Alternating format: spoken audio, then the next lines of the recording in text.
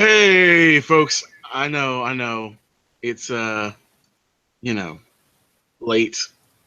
Look, people. Like, it's Saturday. We all have kind of stuff to take care of. Sometimes we're a little late starting. But you can see the logo. You can see we're here, and all good things come to those who wait, right? So let's go ahead and do the regular opening. Let's get this thing popping off properly, and we will be back in just a second.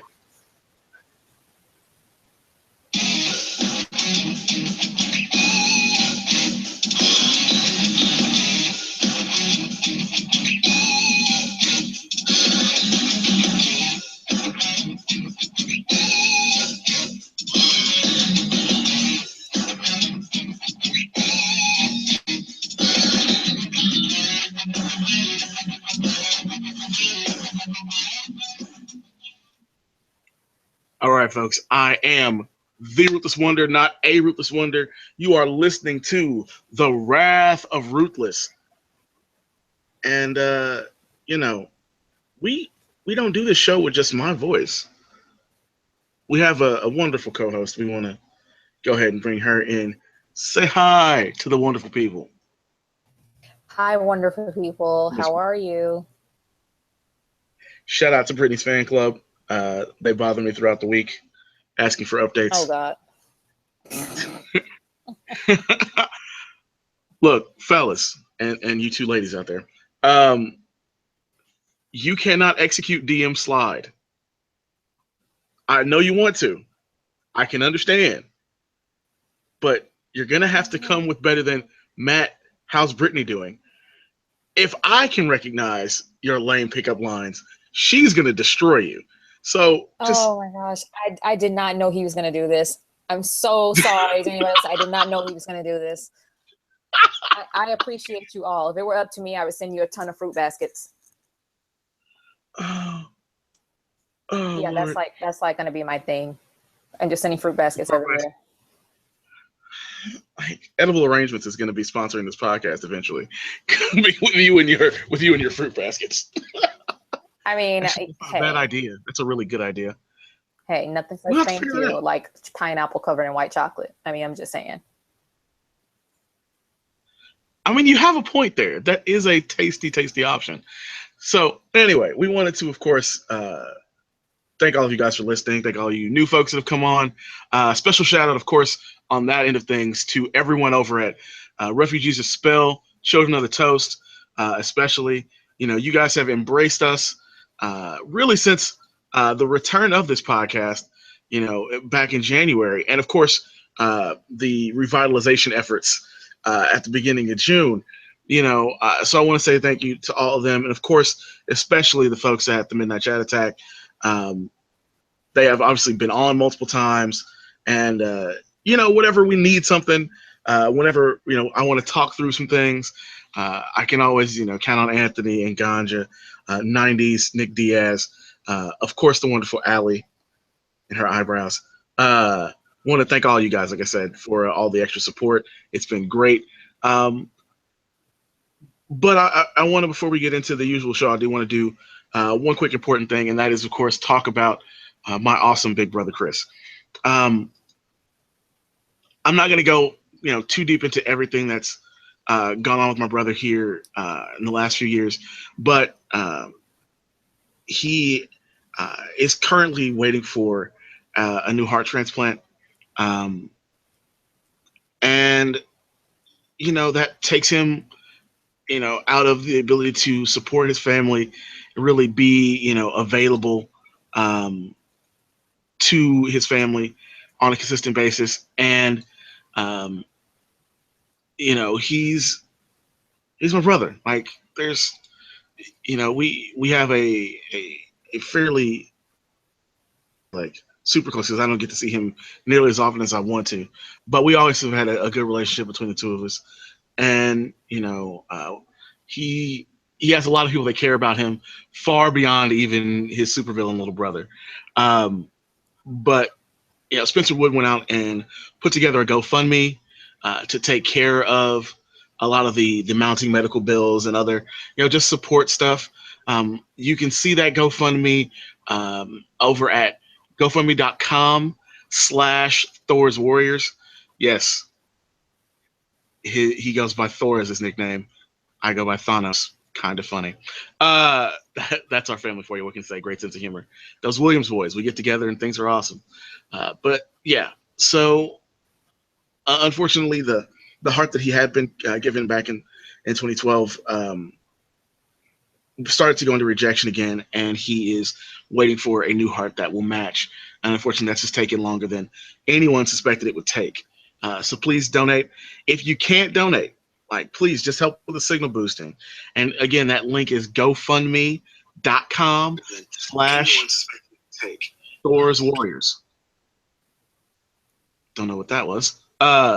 So please, like I said, go ahead and share that link. Please, donate if you can. Just anything helps. And, I want to give him a shout out because he sometimes does get to listen to us live, Brittany. So every once in a while, he is listening as we do the show.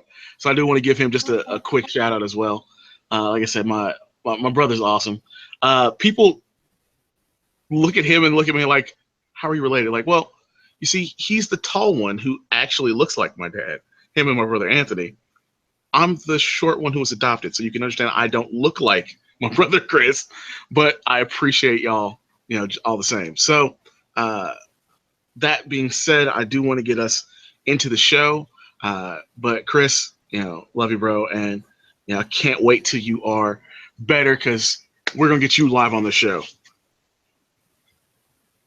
Yeah, me and my brother on the show together. That's gotta happen. Don't care when it happens. That's gotta happen. So that being said, we are into the show now. I wanna open us up with some very interesting. Now, I did warn Brittany this week about our subject matter. This is her first ever Ruthless on Relationships episode. As folks know, we don't do those episodes often. And this time, no different. We're doing the classic here. So what I'm going to do is open us up with, of course, the first major story to kind of drag us into this thing. And heard of something called GSA. Brittany. No. I'm sorry. I didn't hear that. Like, it timed out for a little bit. So your question was a little bit delayed. Did you say, have I heard of anything called GSA? Yeah. Have you heard of it's a medical condition called GSA? No, never heard of it. What is it? Okay. GSA is very interesting. How do we explain this properly? GSA is actually called genetic sexual attraction. Okay. Now, obviously, that's a little vague, like most medical terms are. It's when there is a feeling of romantic interest between close relatives, such as siblings or half siblings, a parent and an offspring, first or second cousins, who meet for the first time as adults. So they never met when they were kids. The idea being, if you met when you were kids, you probably wouldn't feel this genetic attraction. But because you're already an adult, you have that immediate, adult chemistry because you didn't know about, you didn't have that time socializing with this person. So, what does GSA mean for this particular episode? Okay. So, and you might have missed this in the news. It was kind of crazy. It happened earlier this month. The pieces about it happened earlier this month, but this has been going on apparently for quite some time. In New Mexico, because of course in New Mexico, a woman named Monica Mares, who's 36, is in a bit of a tight situation. She has a new boyfriend, and he is quite a bit younger than her. He's 19. His name is Caleb Peterson. Now, normally, dating somebody younger than you is not a crime. There are many people who are, in their 30s and older who are dating people in their 20s. I don't know too many that aren't creepy dating 19-year-olds, but hey, live your life. Go for yours.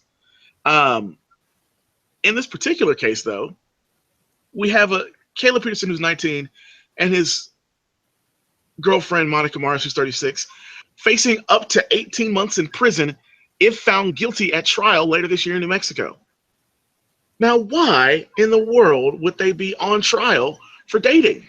Yeah, I see this coming a mile away. They're related, right? Oh, they're related quite a bit.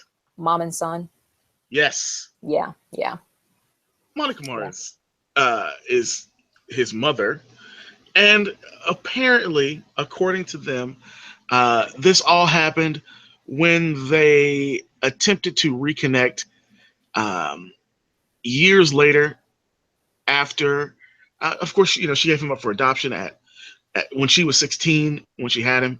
And so he grew up not really knowing her and later reconnected with her. And they, according to them, fell in love.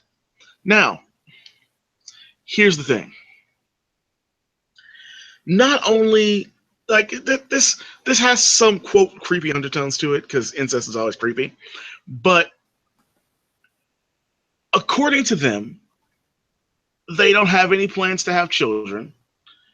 They did not, he had no interactions with her until he was already an adult. So this is not a situation where she abused him or or anything else. This is entirely they met for the first time when he was 19, and they are now on trial for this. Now, Brittany, go ahead and give your initial reaction before I give any more info on this story. Because the state of Mexico, like I said, has them up for trial. So go for it. What are your thoughts? I remember hearing about this maybe, probably like a week ago, actually. I don't think it was, this week or anything. I think it was probably like maybe last Thursday or last Friday, something like that. I remember hearing this and I remember thinking, I just don't buy this. I mean, I think there's something, do I think it's true? Obviously, I think it's true. I don't think they're making this up for attention, but I just don't buy this woman's story of it all. Like, this lady is making it seem like it's honestly possible for her to fall in love with her kid. Like, I really just think she might be sick, because I think that mothers have very strong connections to their children that do not form the way she's acting like, this whole thing happened and whatnot. I don't believe that a mother could go anywhere and not know her kid. That's what I'm trying to say. I think that there are women that have babies, unless there's a situation where obviously there are some situations like, adoptive parents, you can go and you may not know that someone is your kid, blah, blah, blah. But I don't think that after getting to know someone, that it's impossible to have some kind of special relationship with them. Like, maybe when she first talked to the son, she probably felt like, oh, he's a really nice kid. This is a really nice kid. I don't feel like that was where it could have stopped for her. I feel like there's some kind of bond, and that may make me seem crazy. I'll accept it, whatever. But I just think that there's some kind of bond that mothers have with their kids, to where when she talked to him and got, a little bit of a taste of who he was, there was some kind of maternal instinct that would come and overpower a lot of what she's saying she's going through now. So I don't really buy it. And that may make me crazy. Again, I'll own it, because I'm not a parent. I'm just going strictly off of the things that I've heard my friends who are parents say, and also that things that I've just heard mothers say. Like, for instance, with me and my mom tells me all the time that she can listen to me talk and hear me say some things and be like, God, she sounds like her father. God, she sounds like me. God, she sounds this. There are those little things that had to have come out as she was getting to know this kid, little things like that just make me think, I don't know if I buy your story when you say something didn't feel a little bit off to you with this. And I think she just would have known something was off about her feelings, or something was, this new bond with him was a little bit different. So I don't understand what she's talking about. I don't buy it. I think that she's sick. I think he's just probably just, I don't know. I don't really want to judge him, because I feel like, I don't know what's going on here. It's a crazy situation. And I think he may be dealing with a lot of maybe abandonment issues or something, that things that might be making him feel like this is real to him. I think it's a lot more psychologically deep with him than it is with her. Well, and that's, and of course we've been scrolling through the in that article sense, because there. I think she's sick. Basically, that's what I'm saying. Like, he's dealing with some serious like issues, but she's sick. Like, she needs some deep treatment, if you ask me. And that certainly is possible. I'm not saying that that's not the situation. I'm simply saying, like, that, whatever the situation is for the two of them, it's odd. Like, this is something that we don't necessarily, talk about. But I can. All right, if you didn't know, like, your cousin, right? Yeah. And I have a massive family, so I tend to like hear about this far more often. And shout out to both sides of my family. My mom's and my dad's side of the family. But the massive family I have, I know of a story where a cousin from my dad's side of the family was at one point dating a cousin from my mom's side of the family, and had no idea about each other, because one's from Oklahoma, the other one's from Louisiana, and they had no. How would you know at that point, right? Yeah, you wouldn't know. Yeah, and so and Brittany, of course, I've told you this story before. You know a little bit about this, but like this, it's one of those things. It's like, yeah, I sympathize with the notion that if you didn't have some information, it would be harder for you to say, well, I don't have any feeling toward this person. But yeah, at this point, it's like, this is a mom who's now in love with the son she gave up for adoption. Like, it intertwined into some very odd places that doesn't have a lot of stuff that makes sense to it. And it, even for me, who's fairly open to all kinds of alternative relationship types, I struggle with this notion of, is this really attraction, or is this really just your, like you were talking about, it's your lack of time with him as your son causing your maternal instincts to go haywire. You know what I mean? Like, this idea Yeah, that that's gotta be what it is. yeah, maybe she so much misses the fact, seeing who he's grown up into, that she so misses had with him as a son, that plus the life she's led to that point has just driven her over the edge to this point where she's like, I have to be so loving to him that I'm in love with him. Right. But see, most mothers who had healthy, functional boundaries would stop. When they realized this was their son, they would say, I'm not going to pursue anything romantically with you. Are you crazy? That's insane. I'm not going to do that ever. That's not my job as your mother. She doesn't have that in her. From what I saw and the way she was talking, because there's a video of her and the son, the way she was talking about him, it's almost like she is so enamored with the whole idea of all of this. And that's why I said there are like a lot of things that she's dealing with. She might be a little bit off, because she's like taking this and running with it, and she can't help herself. I'm like, I don't even know what your deal is, lady. You should have been able to stop and say, yeah, I knew something was different about you when I first met you, but now that I know what that is, case closed, moving on.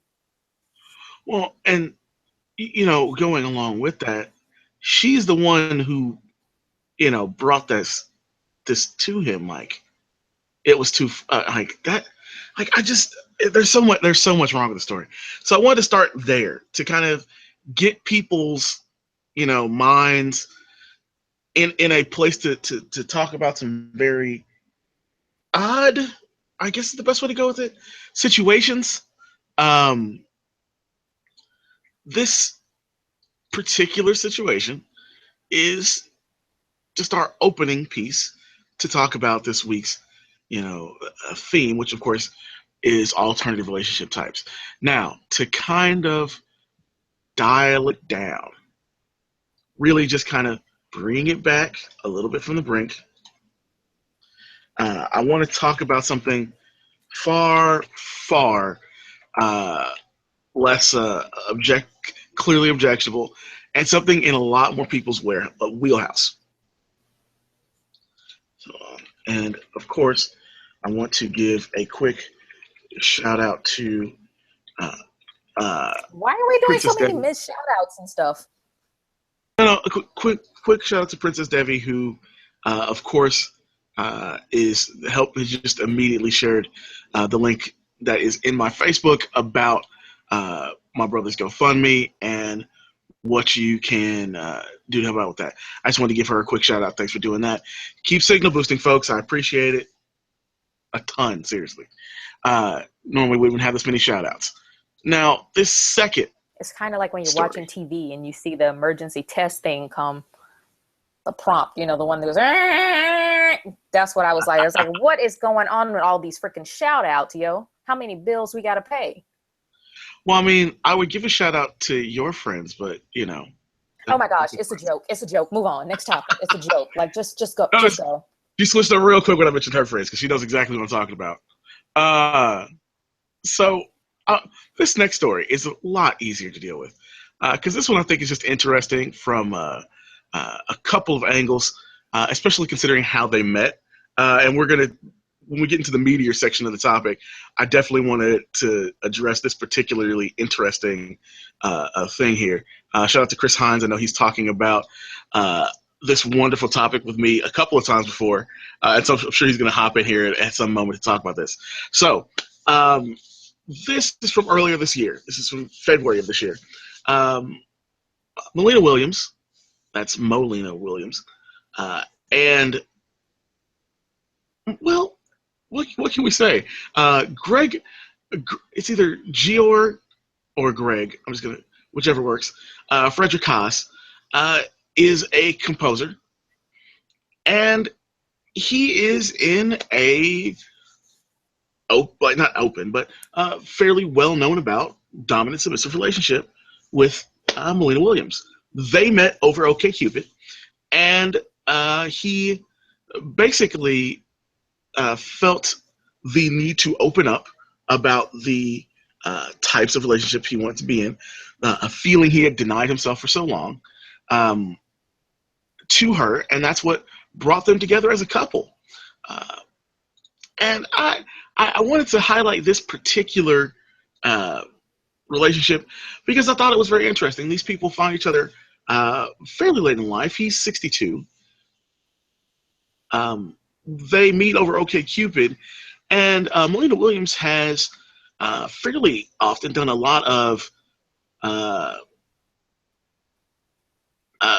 sex positive, opening up of sexual understanding based events. And she's 46 again.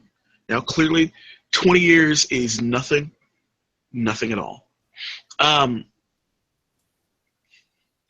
So they developed this wonderful relationship. They're together. They're happy. And for both of them, it was an exploration of sexual emotions that they didn't necessarily want to express before, but found a person who brought that out of them. And this is just, like I said, fairly interesting from a cross-sectional approach. Obviously, one is a white male. You can see from the photo. We'll back to that. And of course, Molina Williams is a black woman. And they talk about that, the intersection of alternative sexual practices and interracial relationships in you could say international context, but really it's more about the implications of being in these types of relationships. So I wanted to talk about, like I said, this really quickly and kind of give you guys, of course, a chance to kind of see what this article is a little bit about. And you can see that, they have a well-patterned way of handling things. In public, she still does all the things she normally does. There's no real changes to her public persona, while they maintain this private relationship that is what it turned out that they wanted to be. And so, obviously we're going to get Brittany's first thoughts on this, because she's probably reading this for the first time. Am I right? Yeah, I really don't care.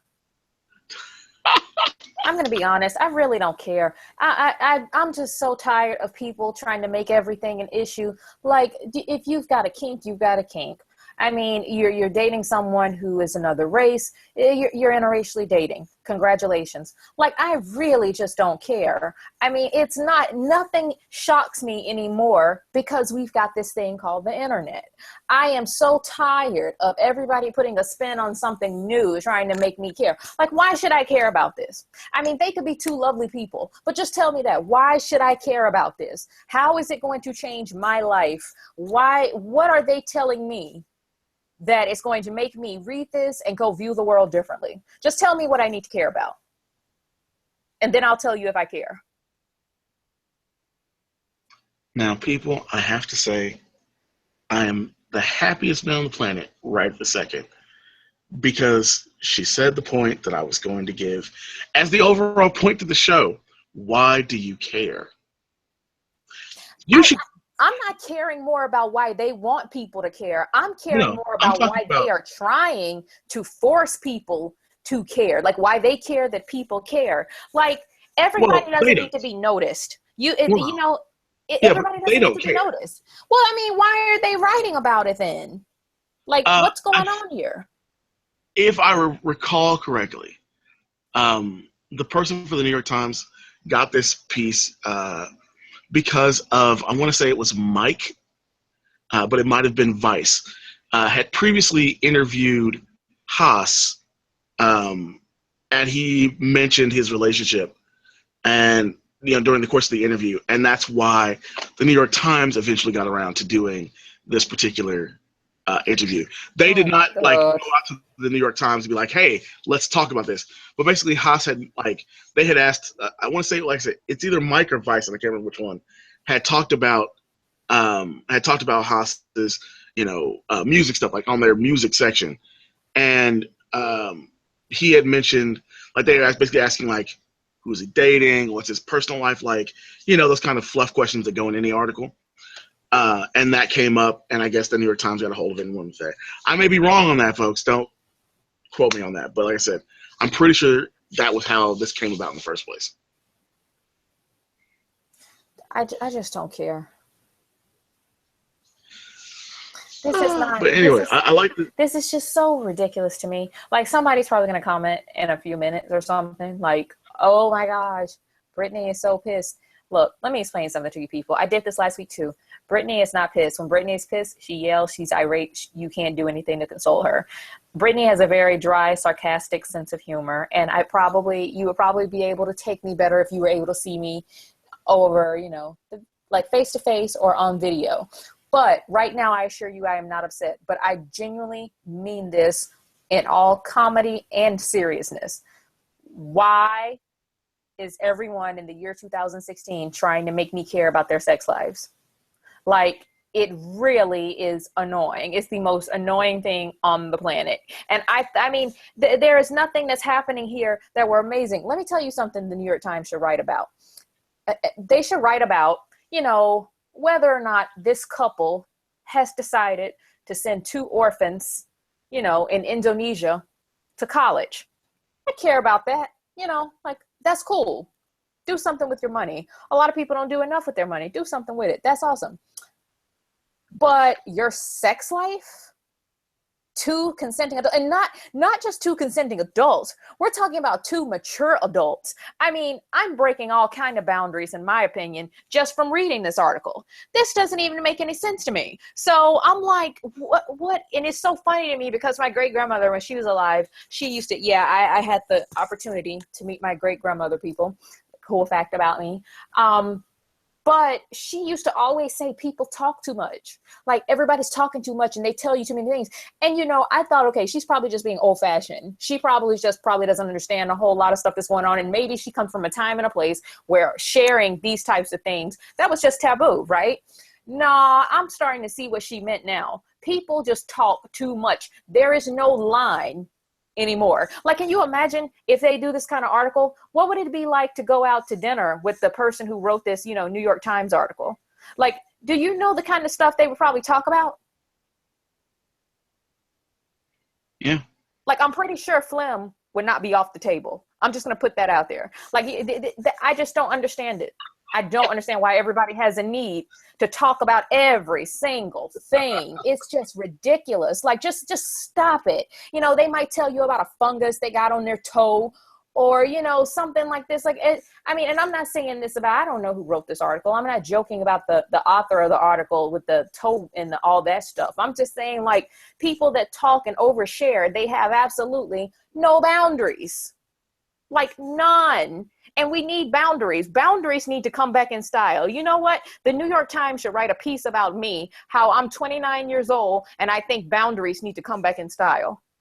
I think that is worth noting. I think that is a great piece to write, because I want there to be more boundaries in the world. I want people to feel like they can't ask me certain things, or, you know, they shouldn't tell me certain things if they don't want a certain look to come across on my face. How about that?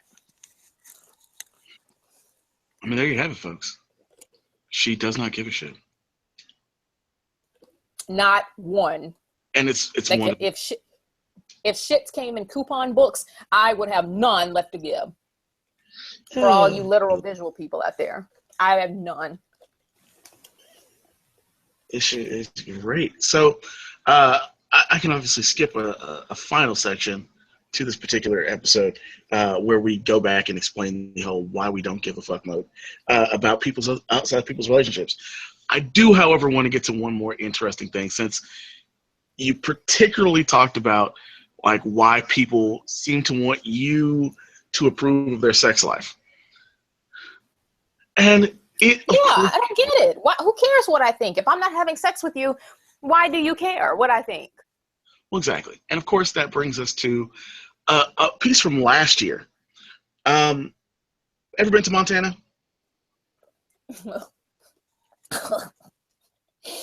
I'm going to take that as a no. Hey, I've never been to Montana either. I'm just asking. So I didn't have, like, if you had some, like, particular attachment to the state of Montana I didn't know about, and you'd be like, how dare you talk bad on the state of Montana? Montana's a wonderful, like, hey, I'm not talking bad on Montana. However. I mean, I once got freaked out when there were no cars on a road in Tennessee. I have no desire to go to Montana. Like, you know what I mean? Like, I'm just going to be real. That's the last place you're going to find me. I seriously thought this was set up. I was like, Ma, there are no roads in this part of Tennessee. Not roads. There are no cars in this part of Tennessee. Are we walking into an ambush, Mom? What's happening? Is this some kind of throwback 60s, you know, racist kind of town? What's going on? And she was like, calm down. So I really don't want to go to a frontier state like, you know, like Montana. So no harm, no foul to Montana, but, you know, you might want to get a Six Flags or something before I come. I mean, I'm just saying, I'm just telling them what it would take for me to come there. They might want to get a Six Flags, maybe even a few like froyo shops, and not just a regular froyo shops. Like, they probably need to get like a froyo shop that Guy Fieri goes to, you know, something like that for me to go to Montana. Right now, I'm good though. I'm good on Montana. I only know two things about Montana, and I think one of them might be wrong. It's either Montana or Wyoming, and I think it's Montana, where there are technically more livestock than there are people. And the other thing I know about Montana that I know is correct is that there is a city in Montana back in the 90s who changed the name of the town to Joe Montana when Joe Montana came to the Kansas City Chiefs. Those are the only two things I know about the state of Montana at this point. And like I said, one of them probably is wrong. So I want to get to the story from last year. Helena, Montana. A man in Montana came into the county courthouse there in Billings, Montana, after the Supreme Court decision legalizing gay marriage, and he applied for a marriage license. The issue was he already had a marriage license to his first wife. This was to be a second license to marry his second wife. And according to him, this is what he told to the Associated Press, it's about marriage equality, and you can't have this without polygamy. Okay, first of all, this man is just lazy. Let me tell you why he's lazy. He went through all this trouble to go to the Montana clerk's office to get a second marriage license. Dude, all you had to do is move to Utah. You are so lazy. You're already in that corner of the country anyway. Just hop, skip, and a jump to where it's legal. Like, what is wrong with you? Well, to be fair, it is technically not legal in Utah. It's just not something that they prosecute. All of these technicalities, who cares? Go somewhere else. Nobody needs to help this man out. Like, what is wrong with him? This lazy activism. Go to Utah. If you care so much about having second wives, why are you, and what kind of like shit storm does he think he's going to stir in Montana with this? You know, I can understand if he was like, you know, so much of a jerk, he wanted to like, you know, drive to DC and apply for a marriage license. Dude, nobody cares what you do in Montana. Like, let's just be real. Like, nobody cares what you do in Montana. I mean, frankly, when they even wrote this article, and I'm looking at it right now, it says Montana man. Montana man just sounds like a description of somebody who you know is coming to start some problems. Montana man. That sounds like a superhero that rides a cow. That's what it sounds like. Montana man, it is ridiculous. Dude, just go to Utah. Why are you trying to take a stand in Montana? Like, that lets me, that's all that kind of like cowardice and bigotry that just makes me boil when I read about it. Why are you always trying to start trouble? Let people be people. It doesn't matter how you feel about gay marriage. It doesn't matter how you feel about any kind of marriage.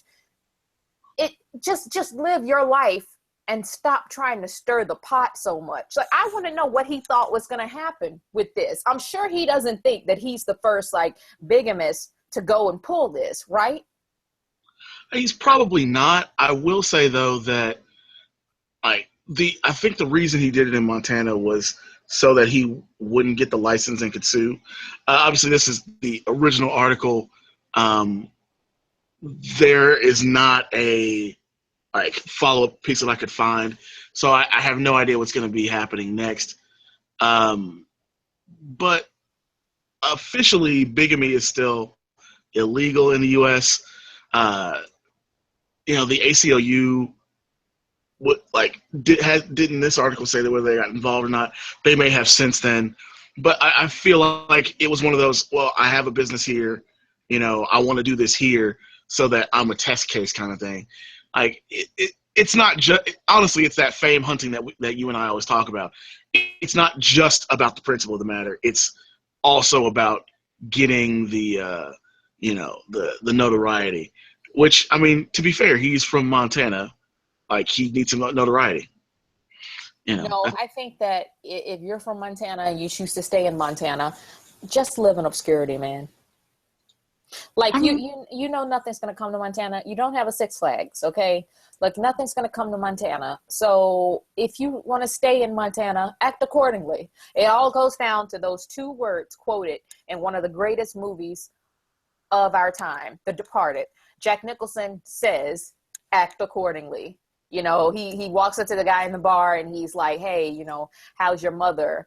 And he's like, oh, you know, she's almost on her way out. And he's like, aren't we all? Act accordingly. Two words, act accordingly. If you stay in Montana, Montana is a state that everybody forgets about.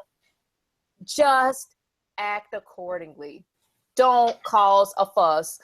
Go somewhere else if you want us to care more. Nobody's going to care what you do in Montana. Like, honestly, when I'm talking about it now, it's almost kind of scary. Imagine all the things that could be going on in Montana that we don't know about.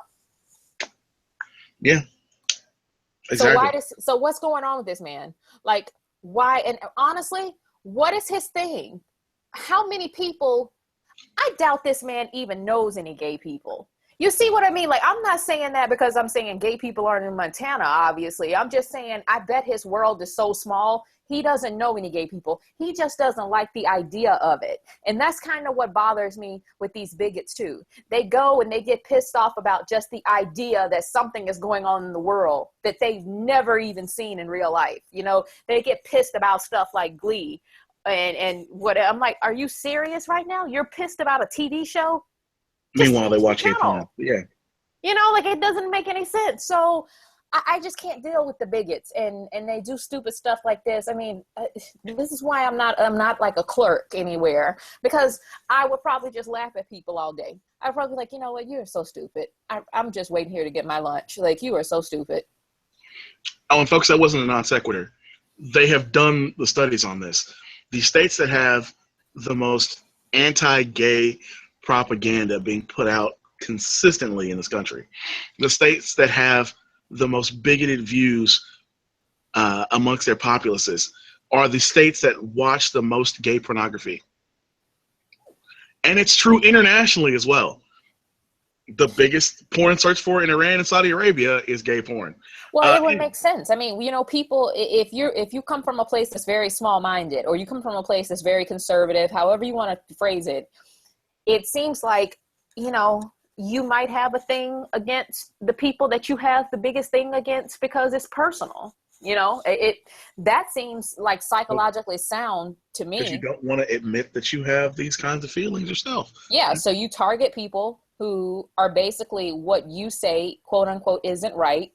And, you know, you go from there. Like, and then go back to your house, to your secret shame, and work one out to, you know. Yeah, I don't have gay porn titles here, people. I'm not gonna make that joke. I mean, you go out into the world, you spread your hate, and then you retreat into your home like, oh, it's all good. Like, let me just come and do this. And that's why I cannot stand bigotry. Like, it is the most appalling thing. Mm-hmm. So, those were our articles for today. That gives us a good primer to really kind of get into the subject. And hey, you know, it took about an hour to get through those. Not bad. You know, about 45 minutes there. So good stuff on that. 45 minutes. Well, maybe just about yeah. Almost, yeah. So I wanted to, yeah, and of course the first comment. I want to get to this first comment. Yeah, our first comment is, of course, from. I'm going to assume this is Anthony, but it could be anybody from the Midnight Chat Attack, saying being homosexual is so trashed on they create the thing they want to avoid. Exactly. But homosexuality, polyamory, and of course I think they call them, and this is always interesting, summer fall relationships, which is their nice way of talking about people who are in two different age ranges. These are all what mainstream society considers alternative relationships. And of course, that is today's actual topic. And I wanted to kind of get into this as an overall subject, starting with, of course, you know, don't share anything you don't want to share, Brittany, obviously, but just your general thoughts on not necessarily those stories, but those types of relationships. Any experiences you want to talk about, free reign to go talk about those. We have no censors here at the Wrath of Ruthless. But I wanted to kind of get your general feeling on some of the more, some of the things that people consider alternative relationships. And just thoughts generally, specifically, if you feel like it. Go for it. My idea of an alternative relationship is dating someone with no sense of humor.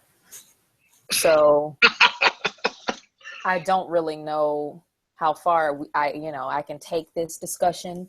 You know, I don't know what I can contribute to the discourse, if you will. But I will say, I do not think that in this, I think that if anything that's legal in terms of, you know, it's people, two consenting adults, okay, and no one is getting hurt. Now, that is not my stance, obviously, on like the validity of someone's relationship or whatever, but I'm just saying, do what you want to do. That's where I come from with this. Like, do what you want to do. If you want to date somebody 50 years older than you, like if you're 20 and you want to date a 70-year-old, who am I? Go for it. I mean, that is totally your deal. I mean, have at it. Hey, it worked for Nicole Smith for a while. Yeah, do whatever you want to do. If you are, but don't start doing the incest and the bigamy and you know, all of this stuff, and then expect me to like co-sign it. That's where I'm like,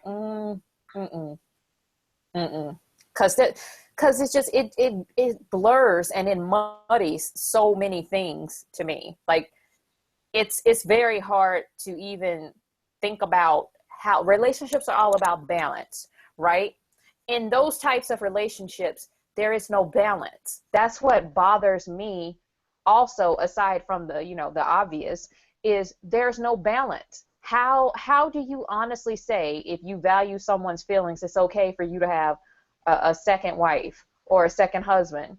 Okay, and then how do you say you truly value somebody's feelings and someone's opinion if this person is related to you by blood? I mean, you're taking away I wasn't talking about that one. That's straight up incest, and that's a different issue. Well, that's what I was saying. Like, you know what I mean? Like, that's where I'm going with that. Like saying that's why I can't say that's an alternative relationship. Like you were giving that example, and I'm just like, I don't co-sign this kind of stuff. If it's two consenting adults, have at it. If it's legally, valid and nobody's being hurt, I'm all for it. That's the best I can give you with that. So That's fair. And of course, I am happy to bring in our long-standing partner in the craziness over at 314 Publishing, Chris Hines.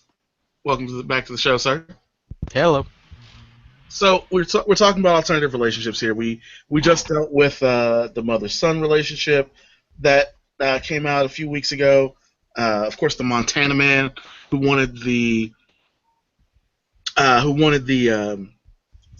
marriage license for his second wife, and the Australian composer who is in a DS relationship with a black sex education professor here in the U.S. We just got Brittany's thoughts on alternative relationship types and whatnot, her experiences with them to whatever degree she wanted to share. So go ahead and give yours as well, man. Wait, which part? My experiences or my thoughts? I mean, include your thoughts with your experiences. How about that? Well, obviously the incest is the big no-no one. I mean, that's just kind of yeah, just what? No. yeah. Polygamy, I mean, sociologically, monogamy as a concept is just a complete social construct, so I really don't care if some guy wants to get a marriage license for his second wife or has more than one wife or has 50 wives and 10 husbands or whatever configuration they want to live their life in. More power to them. Did you say an Australian professor is in a DS relationship with a black sex ed professor? An Australian music composer is in a DS relationship with a black woman here in America who is a sex education teacher. Like she gives talks and does presentations and all that. So, why is that news?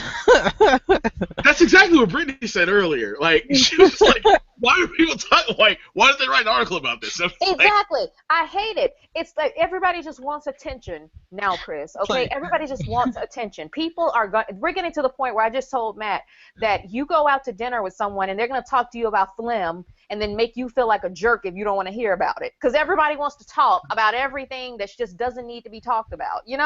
Yeah. I'm sorry, I just, why is that news, okay? So they're in a bondage, but what? Why? Why are we talking about this? Apparently kink is news, which I didn't know, and I need to start exploiting to my benefit, but, yeah. This just in. Crazy girl that you knew from high school is into getting tied up. Yeah, that happens fairly often on my Facebook wall. Yeah. So, of course, any experiences you want to talk about, obviously you don't have to, but if there are any you want to talk about, go for it. No experiences in incest. Good, because otherwise, otherwise that would be a little. This is a different show. Like, the show's over. I hope.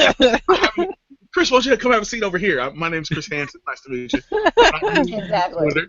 You'll notice the FBI is outside your door. Don't try to run. You'll just die tired.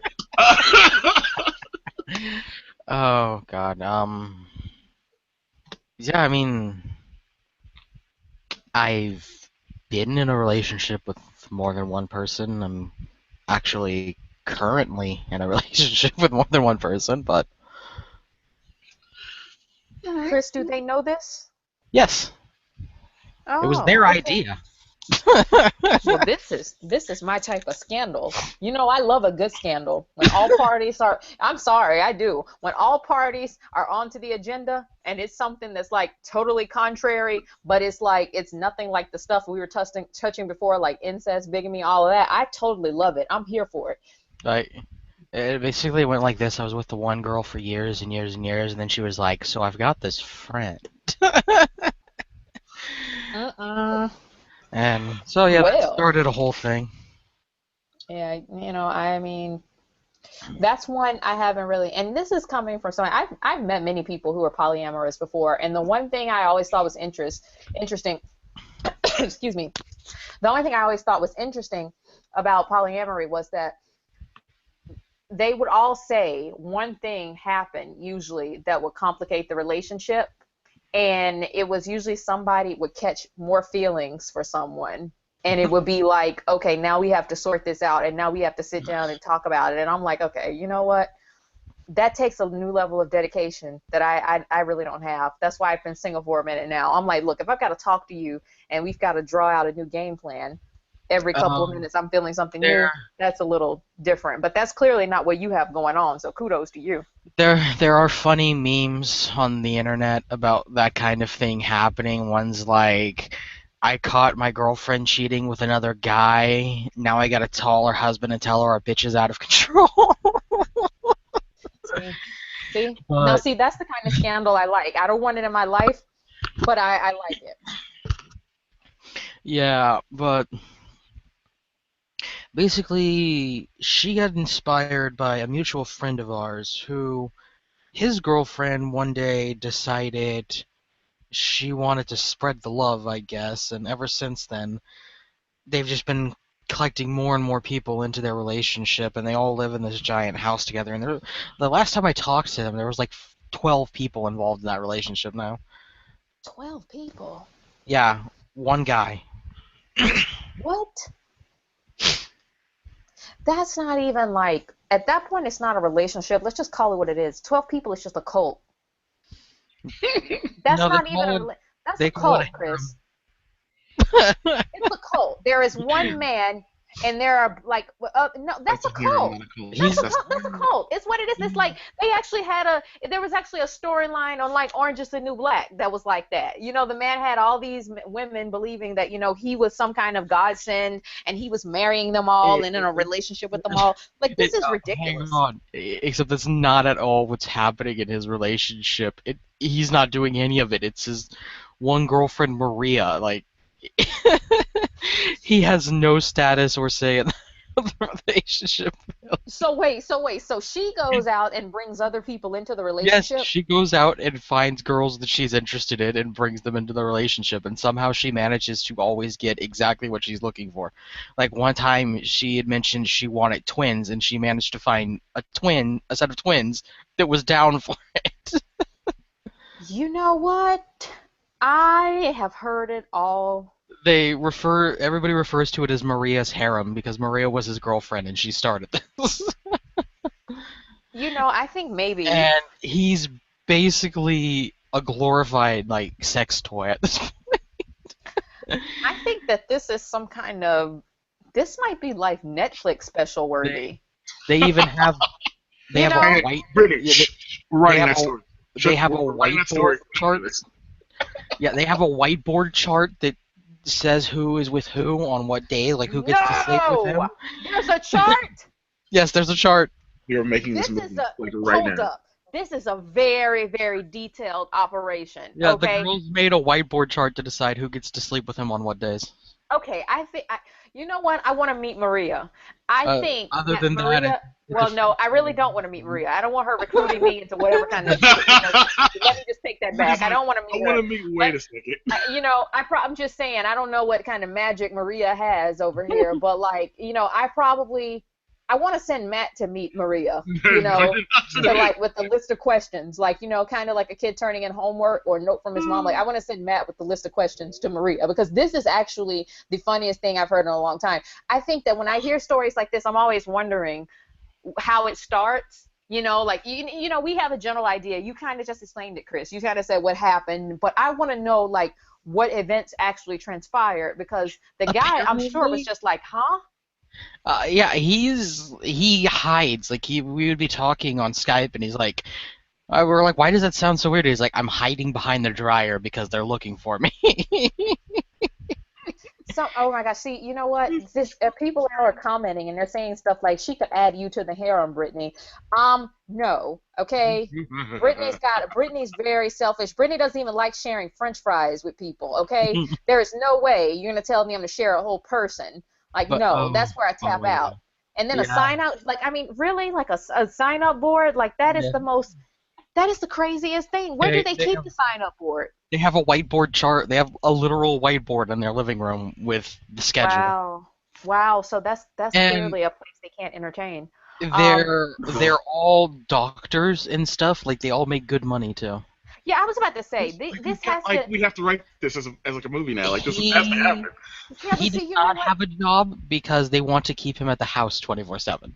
Oh, he's a hostage. He's being held hostage. Oh, he's a hostage. No, we need to like get a GoFundMe to rescue him. He's a hostage, man. I'm serious. That's what just happened. This isn't funny anymore, because you know what? He's a man who's being held hostage by a bunch of smart ass women. He is in trouble. Okay, he is in trouble. We may never even. This man may be so far gone we can't even get him back. Like, do his parents know? Is he allowed like visiting privileges? Yes, he's there. His parents know. He's met all of their parents. They all know about it and everything. See, this is what I mean when I say sometimes educated people can complicate every single thing. Like there is a certain privilege that comes to being very, very educated. You get to live like this, and you're around so many people who are such free thinkers that this just seems normal, because I find it very hard to believe that anyone below a postdoc level of education would see any merit in this relationship. I mean, just think about it. Just think about it like that. Not to say the relationship, not to say I'm judging them. Clearly, I just like the whole, foolery of it all. But there is something to be said about the many relationships that really educated people have. Because I'm noticing this. All the people I have met or known who are polyamorous, they had at least master's degrees. And they were all like liberal arts oriented. They read a lot. Something. Wait! I just had a realization. He's Tenchi Muyo. Actually, that's what started it off. From what he told me, is he used to watch what started it off. He told me is Maria caught him watching a bunch of harem animes and decided this would be an excellent idea. Yeah, Tenchi Muyo is the titular character for a series of animes that are based around this.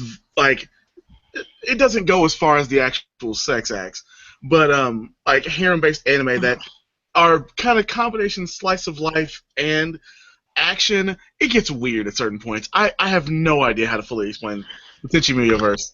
But there's always multiple women who have like romantic feelings for him, and it's always their interactions between each other against the backdrop of something else that makes the show happen. Oh yeah, don't forget that a few of those women are technically his cousins.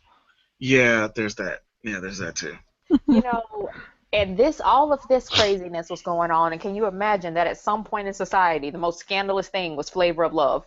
Yeah. Can you imagine? I mean, you think about all of this stuff. I remember when Flavor of Love first came out, you could have told my mom that, like, the world had just been turned upside down. She was like, what is happening? Why is he doing this show? What's going on? Okay.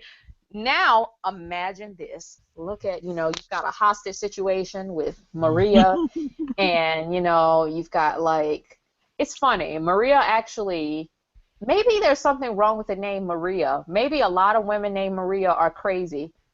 Oh, apparently she's, like, full-blown yandere, too. What is that? Wow. Like, apparently she turns yandere a rapist for some reason. Wait, I'm so lost right now. Explain the yandere thing. Yeah. He just say words. Insanely possessive, like, notice me senpai or I will kill everybody you love. Child, let's stop talking about there's, Maria. Let's stop there's talking about Maria. I don't literally need any problems with Maria. Maria might find out where I live and come like chop me up in a bag. Let's stop talking about Maria. Let's talk about Let's go to Montana. I might end up in Montana hiding from Maria's crazy behind. Okay, like let me stop judging this woman. Maria, you are a very lovely lady. You probably, are keeping a good hostage. You probably clean a good house. If he's well kept, who the hell am I? I mean, Oh, let he's me also just apparently a seamstress. He makes dresses and stuff for them. no, no. Maria is not. No, I am on to this. No, I'm not talking about it. I'm not talking about it. Brittany's like, nope, I'm afraid. No, Well, I'm afraid. But I have to get it out. See, this is why I have a horrible mouth. Like I can't shut up. I have to get this out. Maria has created a situation to basically have a servant. Okay, he's a servant, and she got this so good because she's like, oh, he's a good one. She has gotten all of her friends in on this too. There is something here that you probably don't even know, Chris. He's a seamstress, and also like, are his meal times scheduled? No. Like does he get like visitation? Is he? Yeah. People visit them all the time, and he goes out and stuff.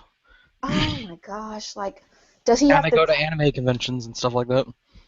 Yeah, that's what I was just noticing that. Like the guy from from MCA, he's like I don't know who it is. I think it might be Anthony. Anthony's saying, "Yeah, Maria is like the saint. Her name is Maria like the saint." Yeah, Anthony, that's what we call irony. I mean, I think that's actually I honestly believe that's irony. Isn't that irony? I mean, I don't know anymore because that Alanis Morissette song had me thinking I understood it, but then my English teacher told me that wasn't irony, so I've been messed up since then. Yeah, that was just a really bad situation each time. Shut up. Alanis Morissette is she's an angel. Leave her alone. She's a very disturbed angel. Alanis Morissette. Now, as an Alanis Morissette fan, wonderful. Yes, because Jagged Little Pill was a brilliant album, okay? I'm sure Maria loves it. I have to deal with this. Pity me, people. I'm sure Maria loves it. Maria probably plays it for your friend when she leaves. She probably ties him up and then plays Alanis. That sounds like a special kind of hell. All right, so he's already a hostage. What more damage could be done? Oh no! Apparently, he's in love with Maria, and granted, there have been times where he was on Skype and he said something stupid, and apparently one of them threw a high heel at his head. He had Stockholm syndrome. He had Stockholm syndrome. Like he fell in love with his captor. Like we were legitimately on Skype and he said something stupid to one of them and like you just hear the high heel hitting him in the head and it's like, what is that? They threw a high heel at me. I just can't deal. Listen, dude, next time we get on Skype, blink once if you're not okay. I mean, he is like, seriously, he is taking this. Chris, this is not, you don't know these people. Oh, Chris, stop making this up. Did you write them? Are these real people? Yes, these are real people. Apparently one time he got mad at them for throwing a shoe at him that he went and erased the whiteboard and it caused trauma throughout the house. I just imagine a bunch of women short-circuiting. Like, I just imagine them short-circuiting. Like, you remember on Stepford Wives? You know, when he pulled her plug and she just short-circuited? I imagine that happening to every single one of them. And Maria probably lost her, I don't know what Maria is on. Oh my God. I did not believe it first myself until we were on Skype with him one time and then you could start hearing them in the background talking. See, I wouldn't have believed this either, Chris. I would have said, okay, if this is happening to you, man, you deserve it. If this is really what's happening, honestly, I probably would have followed him home one day and said, I need to see what's going on here because maybe he's doing something crazy and I need to call the cops. Like, I would have wondered, if he implicated me in some kind of way with whatever foolishness he was doing. But when I figured out that this is what he was doing with all these women, I would have been like, you know what? I hope this works out for you. Like, he lives in Boston and he's someone that my girl had known from when she was going to the Worcester Polytechnic Institute in Massachusetts. So I haven't actually met this guy in real life, but we've talked on Skype while playing video games, and I've heard, I didn't believe it at first either. And then I heard them in the background talking. I was like, oh my God, it's real. This is all types of who raised them? Are the parents okay? It's apparently some of them are, and some of them aren't. Like, One of the girls is named Mikan, and she's a mute Japanese girl. And her dad keeps trying to convince the guy to go golfing with him, and he's convinced that her dad's gonna kill him if he does. Hold up, Matt. Are you listening to this, Matt? Listen, Because if I hadn't known Chris as long as I have, I wouldn't believe this. But based on the other stuff that we have discussed and is entirely verifiable, I'm perfectly fine with this. I entirely buy this one. Sorry. One thing that needs to happen on this planet, okay? Maria, Chelsea Handler, and I need to sit and have a conversation. I want that. I mean, I'm going to be there, hell, and I would still pay to see that. I want Maria, me, and Chelsea Handler to have a conversation because I feel like we are the only two people capable of really getting down to the meat of this foolery you have just told me. Oh, Like, and how do you even find someone who's mute? They don't talk. So how do you honestly know that they want to be there and co-sign this? Like, what does she write on the whiteboard that I'm okay with this? Like, how does she get her message across? What's going on? I don't know how she found her, but like I said, Maria has like a superpower. She'll think of one thing she wants to add to her relationship, she'll go out and she'll find that person within days. I don't think they're all there by their own volition. But, I think Maria's kidnapping people. Oh, well, I mean, Maria's kidnapping. I really know. do. I think Maria's kidnapping people, and I think these people are hired actors. I know at least that Meekin's apparently okay with it because the guy uses her as a mouse pad when he plays video games. You know what? Shut up. He uses. Say that again, Chris, so the people can. He uses the mute girl as a mouse pad when he plays video games, and then complained one time because she wasn't there, so he tried to use one of the other girls, but her breasts were too big. Matt, she don't know why she's there. Matt, this girl is not there on her own will. And he kept getting distracted because her boobs were too big. She is a nice Japanese girl wondering what is hell is wrong with all these crazy Americans. That's what is going on. Matt, I'm serious. Stop laughing. Matt is always sniggling and giggling when it's time to act. He's always sniggling and giggling. You know what? The revolution would be happening and Matt would be sitting somewhere laughing. I'm like, Matt, it's time to get in formation. And Matt would be just dying somewhere just laughing. Oh my God, Brittany's going to Beyonce. Oh my God, look at what's happening. Like Matt's always sniggling and giggling. Every time there's a call to action, I gotta get through all this sniggling. You know, like we need to do something because this girl is serious. She's like here and wondering what's going on with all these crazy Americans. Yeah, but Brittany, she's the one who went to this situation. It's not like they kidnapped her and are making her interact with the guy. It's the other way around. They kidnapped him and are forcing him to interact with her. No, let me be real with you right now. It's people like Maria that scare me. You know, like Maria could be working for like white slavery or something. You know, like what's going on with you, girl? Where did you find this nice little mute girl and say you needed to add her to this foolery? Like what is gonna let her go sit somewhere and now using her as a mouse pad? Like something about that just makes me like, Chris, you don't know why you don't know them. You know why you haven't met them? Because they're afraid that you would free everybody. That's what's happening. Well, we've actually talked to Meekin on her own because she gets on the Skype and she types because she thought it was great to have somebody to type to in Japanese, and basically she's like all for it. She's the one who helped convince the girl I was with that it was a great idea. See, there are two ways that this could work out. This could be Maria kidnapped her and brought her over here, or this is going to be how America is undone. People like Chris and people like not Chris, people like Maria and Chris's connection, this guy, whatever he is, this guy. Kessler. Yeah, people like them, they're gonna like be the undoing of America because really, you think about it, they're the only people that would sit there and be like, yeah, this looks like a good idea. This person that's not from here who's a mute, let's ask her to come over here and be a mouse pad. How long do you think people are going to take this? This is really not going to. That's not going to turn out too well for everybody involved. Like I'm just gonna sit back and watch it. If he is not wanting out, by bro code, I'm not allowed to remove him from the situation he's happy with.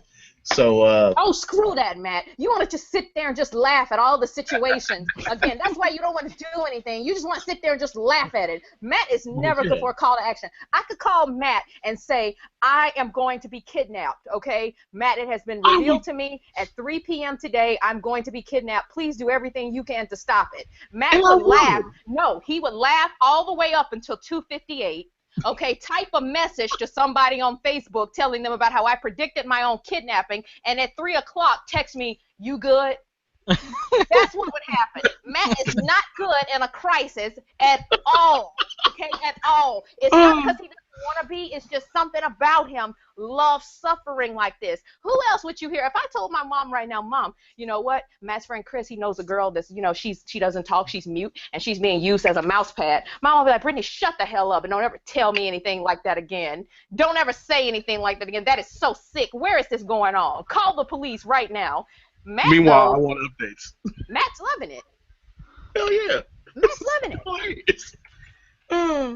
I wish some man would ask me to be used as a mouse pad. That's all I'm going to say. You want to know how fast I would get out of there? Like, seriously, if I would get out of there, I would go file, like, police report or some shit. I would call Matt and then put him on speaker and then go make me a sandwich while he's cackling to himself while my phone is over there because this man asked me to be a mouse pad. Well, somebody's like, I can't judge them. They all seem happy. You know what? I can't. I'm going to be real with you. I'm going to go with this person because you know what? I like where their head is. I like the kind of thinker they are. I like their brain. I love them. Let's go. Let's go with what you're saying. Let's say I can't judge them because they all seem happy. Question for you in the chat. Brittany, would you be my mouse pad, though, or my keyboard? Okay, you know what? Let me tell you something about that. I don't even like you for making me read this out. I feel like this is a trick. You all have been saying sensible stuff in this chat, and you thought I was going to feel safe enough to read this out loud, and you got me. You got me that time. You hoodwinked me. Now you've got me on audio with somebody asking me, can I be their mouse pad or their keyboard? You know what? You know what? I just can't.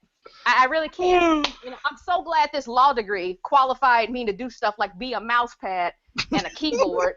I'm so glad I've done things like this. I mean, thank you so much. I love this so much. My mom is going to be so proud and so elated. And, you know, I'm going to have so many great stories to tell everybody. But I'm going to be an insurgent mouse pad. I'm going to go in there and go undercover. I'm going to break everybody out. I'm going to bring sneak books in there and stuff. I'm going to sneak sniggling Matt. And be like, do you want anybody to laugh at your existence like this forever? Okay, good. Well, let's leave this place. Let's get out of this situation, people. Let's go be free. This is not what human beings were meant to do. All right. So, I'm going to be like the Xena. What was the crazy one? No, Callisto. I'm going to be like the Callisto of the harem. Oh my god. okay, so that was hilarious, but I don't want to forget, of course, Princess Debbie has arrived. Devin, you've had to listen to this hilarious conversation. Debbie just sat there, just laughed So at all this. we're gonna get back to the proper topic question here. What are your thoughts on different kinds of alternative relationships? Maybe ones you've experienced or interested in. Any personal experiences you feel like sharing? All that good stuff. Go for yours. Hi guys. As long as you're an adult over the age of 18 and you're literally not hurting anyone, I mean, even in BDSM, people are like, oh gosh, people are being hurt. And I'm like, no, they have protocols and words and stuff and things to make it work for them. So literally no one's being hurt here. Then yeah, go for yours. I mean, the line I draw is incest, and that's in children, incest and pedophilia. That's where I draw my lines. Other than that, I kind of just don't care. Like, I have to be, because I look like a small child and sound like one apparently, I have to be careful. Like, wait a minute, how old are you? Because I'm 35 and I cannot talk to you if you're not 18. Like, I won't. Like, I'll be mommy. Like, you're my precious little marshmallow, you small child, and that's about it. I'll give mommy advice, but I will not be your mommy until you turn 18. Then I can be your mommy. That's how that works. See, it's people like Devin and Matt that will just perpetuate all types of foolery. Devin's sitting over there like, my hands are up in the air, guys. And Matt's over there sniggling and giggling. And meanwhile, I'm trapped with the mute girl who won't even scream to get us some help. You see what I mean? This is just what I'm talking about. Devin came in here being not even alarmed. Devin just came in here just saying, oh, I'm good with it, guys. I'm so good with it. Brittany, you're a keypad now? Or no, you're a mouse pad and you're a keyboard? Like, let's go with that, girl. I'm so happy for you. I'd be like, Devin, do something. If you see something, say something. Like MTA. Oh, God. I'm going to be like, how did you tie her up like that? That's kind of interesting. And then I'll go on my merry little way because it's not my business. Because, yeah, consenting adults being consenting. You want to know how I know I was raised by somebody who probably had, like, the wrong thoughts at the wrong times? Like, my mom is now racing through my head, and I'm like, who's feeding all these people? How much money does this cost? What's the electric bill like? Well, 3 of them are doctors, so they make a good amount of money.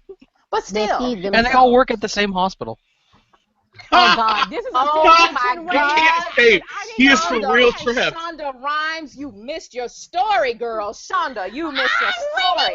This is the best. I mean, I just cannot deal with this. Are you serious? Yes. They work at the same hospital? Yeah.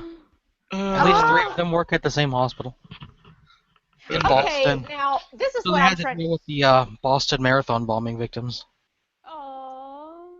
Okay, see, Chris, you know what? I'm gonna tell you like this, Chris. You gotta go now. You gotta go. We were just sitting here laughing at all the foolery, and you took it down that rabbit hole where nobody can laugh. Why don't you bring up the Boston Marathon right now, Chris? Because Matt, they. you see, Devin had barely finished her laugh. Okay, so now Devin looks evil. Aww. No, they all work in the same hospital in Boston, and they were telling me about it. And Matt is somewhere over there cackling now. We just can't hear it. Matt is somewhere cackling. I'm not cackling. Okay. He's smirking. No, I don't know what he's doing. Matt just... Definitely not smirking either. But I know what he's definitely doing. He's definitely not, Who is that yelling in the background? Is that Maria? Gotta be Joey. But, I was like, Maria, girl, nobody talked you up. Nobody invited you. Oh, God. But, let's bring her out! Maria! Like, all the women have, like, really professional, advanced careers and degrees, and they make a lot of money. They're just really, well, that's why. But they tell him they tell him not to get a job even though he has a degree because they just want him around the house 24/7 to be easily accessible. You know what? I think the only reason he's putting up with this, though, and I really don't care. And he makes their cosplay costumes for the anime conventions. You know what? I feel like you and Matt might get mad at me for saying this, but I'm gonna be real. I think maybe some listeners too. But I feel like men are the only people, they're the only like gender that this could happen to. They're the only gender that would sit back and let this just happen and be totally cool with it. I think men are like, hey, I've got food, I've got sex, just pass me my needle and thread, I'm good. I really do feel like most men would feel this way. This is why. If he likes making the cosplay costumes for them, then yeah. Matt, this man is a hostage. Actually, he complains about it all the time and tries to stop Maria from getting more girls, but Maria just keeps bringing more girls home. He doesn't have any rights. He doesn't have a voice. Does he not understand capitalism? If you aren't contributing, you don't have anything to add to this conversation. Like, this is the only time I'm going to agree with Maria. You don't earn any money. You don't bring anything in this house. You shut up. Maria can bring anybody she wants to in that house. You don't contribute anything but this needle and thread, okay? You hush. If you haven't asked for your rights before this, you hush. Like, I'm going to be real. He needs to They won't let him. He's getting a little bit too antsy at the wrong time. Okay, he's putting on as one of Matt's friends said, he's putting on his sassy pants. Okay, he's being sassy now. Hey, fuck that shit! Don't ever bring that up again. Yeah, that's the only time I get serious. Fuck that. Honestly, what somebody told Matt, it was my whole life. Everybody listening, I'm being so serious right now. I mean, I know you may be shocked by me prefacing something like that if you've been listening so far, but the funniest thing I'd ever heard in my life and had ever seen in my life was Matt's reaction when one of his friends said he was wearing his sassy pants. I was dying. Matt just looked at her and would not say anything. Matt kept tapping his computer mouse. I don't even know if he was clicking anything. He just kept tapping it like, I'm just going to make something happen. And I was just like, she just kept saying it. She was like, sassy pants, sassy pants. And I'm like, yo, you do not tell like a 34-year-old black man that he's wearing his sassy pants multiple times. And Matt just would not look at her. She was like, nope, nope, nope, nope. Wait a minute. She said Matt was wearing his sassy pants? Yeah. Oh my God.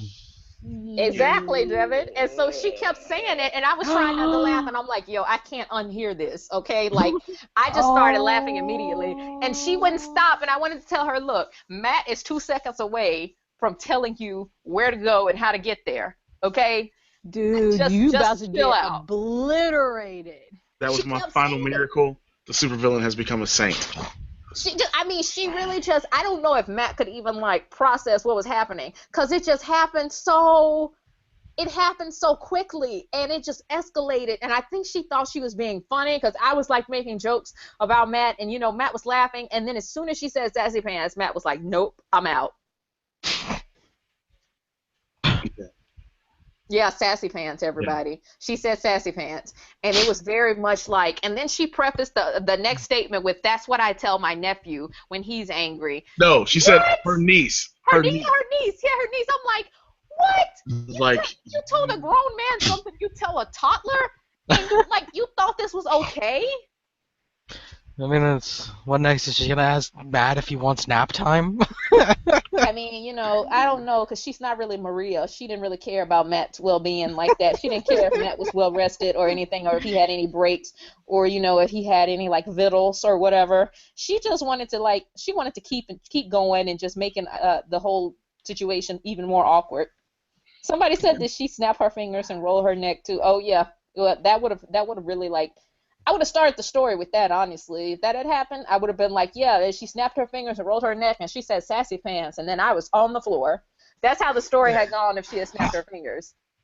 Instead, being a fine, upstanding gentleman supervillain, I let somebody else tear into her later on. Okay, you know what? We're not going to talk about that, all right? Hey, you just acknowledge yourself, because I definitely didn't say your name there. Oh, damn. all of this Maria talk and everything's gotten me so stirred up. Dang. Now you see, people, that's how supervillain wins. Thank you. All right. So I do want to talk about, obviously these are not necessarily, and somebody's got no headphones on. Obviously these kinds of situations are interesting. They're alternatives. This happened to be a very funny story in particular. But in general, we come across these alternative relationships all the time. One of the things that we've brought up on a previous show, and I'm just kind of pulling it up so you guys can see it, is, of course, the wonderful folks over at FetLife and everybody's favorite app, Vanilla Umbrella. What is Vanilla Umbrella? So, Vanilla Umbrella is for iPhone and for Android. You can get it on both. But it is an app for those who are interested in the BDSM culture and want to meet other people in the area for it, but don't necessarily want to have everybody know what the hell they're looking at. One of the interesting things about this app is that when it opens, it looks like your weather page on your phone. Everybody knows the page that shows the weather on their phone, shows you the weather for the area and what's going to be like temperature-wise throughout the day. And then you have to hit the special button at the top to go into the app, and then it asks you for a passcode. So no one's going to accidentally see you looking at some kink or fetish-related material unless you let them. And, of course, that, like I said, is Vanilla Umbrella. Which brings us to, I think is a funny story. Recently, a young man was, how do we put this properly? Recently, a young man was asked to speak to his university administration for his artwork piece. Mm. and I'm not pulling up the article because there's some not safe for work stuff in there, and I don't want YouTube problems. Um, uh, According to him, the thing that they had a problem with was that he turned all of the usual social media apps, your Facebooks, your Twitter, your Instagram, your Snapchat, into heavily fetished versions of themselves for this art installation he wanted to do. Oh And the God. school was concerned because it's a university, so technically anybody could come see this. Mm-hmm. So Kink got him in trouble, and of course he defended it, saying, it's a piece about what social media really is when you get down to it, and all. Good overall piece. I will probably link up the article in the YouTube description for this particular episode later on. But it brought me to this question: in the realm of social media, has social media itself made alternative relationships easier to deal with in a public setting? And I'm going to give everybody a chance to talk on this, but Chris, you're on a roll, bro. We got to start with you, Chris. About me? Yeah, we got to start with your thoughts, man. What do you think about that? The idea that social media has made not just kink and fetish stuff, but just all alternative relationship types easier to get into and more open and accepted in society. Yeah, I don't know about open and accepted, but it's definitely made it more accessible. Whereas before, it was kind of a hush-hush, dark secret, find your way to the secret meetings sort of deal, like joining a cult. Now, I mean, you just gotta find the social media group. Everything you need is available on the internet, and as computers became more readily available and internet became more readily available and social media continued to expand, it just became really easy to get into alternative stuff. And Devin? I guess it does, because a lot of things I didn't know about until I got on social media. There's people in lifestyles. There's all kinds of crazy stuff that I've fallen down rabbit holes, lots of rabbit holes. I like my rabbit holes, and I've learned new things, and I'm like, this is nice. I like it here. And people are like, oh yeah, it's a thing, and we do this and this and this, and I'm like, what? This is new to me, and it amuses me greatly.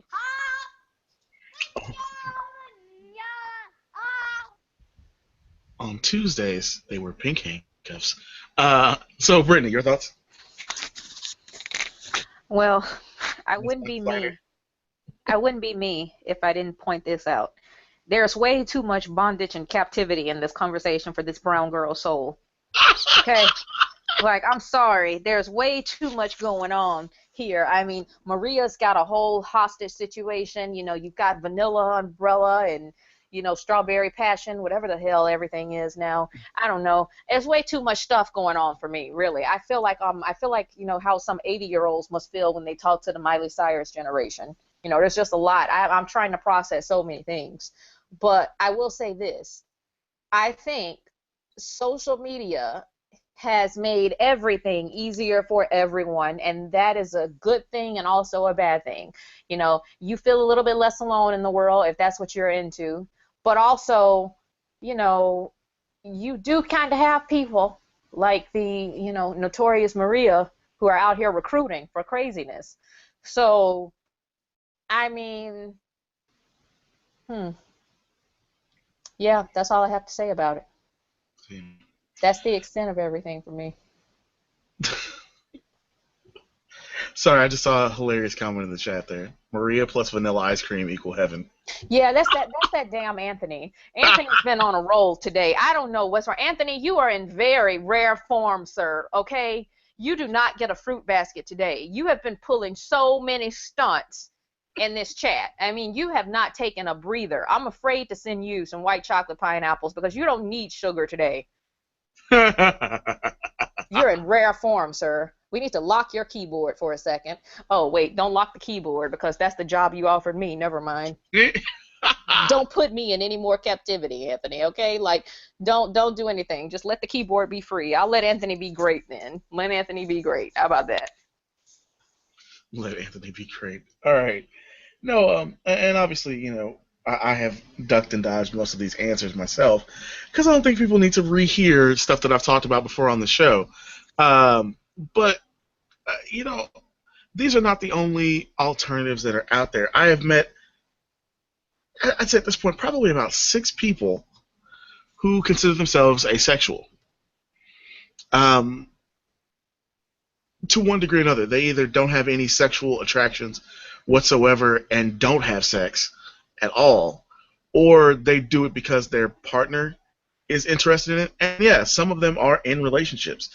And that, like I said, we talk about alternative relationships, and I think we kind of always think about polyamory, BDSM, all of these, to a certain degree, being homosexual, they consider alternative. I don't really care. I like sexual. Who you have sex with is not really the alternative. It's the relationship type to me that's the alternative. But I think we often forget about people who are genuinely aromantic or asexual, and them being in a a companionship that goes beyond basic attachment. Omnisexual as well. I think we kind of gloss over them, just as we kind of have in this conversation today. And I think it's an interesting exploration. I would love to get some of them on. I know not necessarily that all of them are comfortable, the ones that I know, so they don't like necessarily having big conversations about it. But it's something that here recently for me, because it's not something that I really thought about human beings really being into. Just kind of the idea of attraction is, I thought, deeper with humanity, and so thus there wouldn't be an asexual human being. But it's entirely possible. And in this case, for these people, I entirely believe them when they say that. And that's kind of a different, idea as well. This idea that you could be in a relationship but not necessarily have the normal trappings to that relationship. And I don't mean that as in action. I mean that as in feeling. I mean, that's a psychological difference in alternative to a relationship. What have you guys, met someone, spoken with someone, heard about, to a large degree, folks who consider themselves asexual or aromantic? And what are your thoughts on that? I guess we could let's start differently this time. We'll start with Brittany this time. Well, I mean, I've met some. Excuse me. Sorry about that. Sorry, guys. I'm like trying to fight a cold and all this other stuff now, so sometimes it hits me. Okay. Yeah, I've met some people that are asexual. Oh man, go to Chris. Let me get this we'll out. come back to you, Chris. Go ahead. What about me? Yeah, have you met anyone who's asexual? No. Thoughts on asexuality, aromanticism? I haven't met anybody that was asexual, and I don't really have. It just seems biologically non-compatible to me. I mean, that's fair. Because, I mean, like it or not, we are still, creatures who we have biological imperatives that, try as you might to fight them, I mean, can't really do it. But it doesn't make sense to me for a biological entity just to be like, I'm asexual. Well, okay, I have my voice back now, like There we Ariel, when she was great again. All right. So, okay, well, you know what? Screw you guys too. Nobody likes the Disney joke. Screw you guys too. Okay, just forget it. Get it. Anthony gets to be great, and I still can't be great. God. Okay. So here's the thing. I think that I've met some people who are asexual, but here's the thing that I hesitate when I say, okay, yeah, I definitely know they're asexual, blah, blah, blah. Because the people I've talked to, they didn't really know if they were. They just felt like they didn't, their sexuality wasn't like they think other people's sexuality is. So I guess, I really can't say a whole lot, but do I think it's possible? Yeah, I think it's possible. Like, I mean, yeah. Because there are a lot of things that I think that sexuality is like a continuum, right? So I think some people may be more into something, some people may be more adventurous, and some people may be less adventurous. But, you know, no sexual impulse at all. I mean, I could see that to some degree. To some degree, but I mean, there are some people I think that might term themselves as asexual, and they may not really be asexual. They just may be into other things that aren't stereotypically, you know, I guess the standard, the sexual standard. So I don't know, but I definitely think all things are possible because sexuality is so fluid and so varied, you know? I mean, a lot of the problem I have with like people I've met that said they're asexual is it's people who it's not that they don't have sexual desires or whatever, it's that they never got anybody to get with them and they just gave up and said I'm asexual now. See, and it's always the opposite for me. Like and it's been primarily women I've met to this point. There's one guy that I've met that's in the same situation, but like they're just like I don't experience sexual attraction. Like I've never experienced sexual attraction, and it's not for lack of guys, you know, wanting to be with me. One of them is actually in a relationship right now, and it's just like, yeah, I get it. I mean, I don't get it, but I mean, I understand it from a, you know, from my end of things. Like, okay, I can see it. I can see that it's possible. I don't know how that works in a relationship. I don't really question people's depth of their relationship and how they make every inch work for these shows. So obviously, I don't know the ins and outs of all of it, but I totally understand it. I did want to really quickly before we bring Devin in on this, and Devin, I want you to answer this as you come in. I did want to get to this question that Anthony asked in the chat. Do you guys think that these categories that we've put ourselves into, these redefinitions of sexuality, are ways of the human race evolving their ideas of a typical American family? And then Devin, like I said, we'll start with you on this, and so to give your comments on both. One, I don't recall ever meeting anybody who's asexual, but that's probably because they didn't tell me they were. I mean, that's your personal business. And okay, can you do the family one again? I'm trying to. Sure. Do you guys think that these categories, these reclassifications of sexuality, are ways of the human race evolving their ideas of what a typical family is? Yes, I do. And I see it. I mean, let's start. I hate to put the Kardashians on point with this, but Caitlyn Jenner, she's now their stepmom.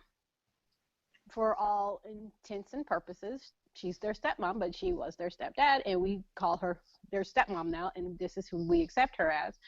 And the more people connect via the internet, whatever it is, however you're connecting to other people, and you're talking more, and you're like, well, this is happening in my family, really? This is how your family's set up? Well, this is how my family is set up. And then you have people who create their own families because their family of origin is so toxic that they can't function with them. They have to. They just need to step away to become who they really are, a functional human being. And then they develop their own families that are full of all kinds of people.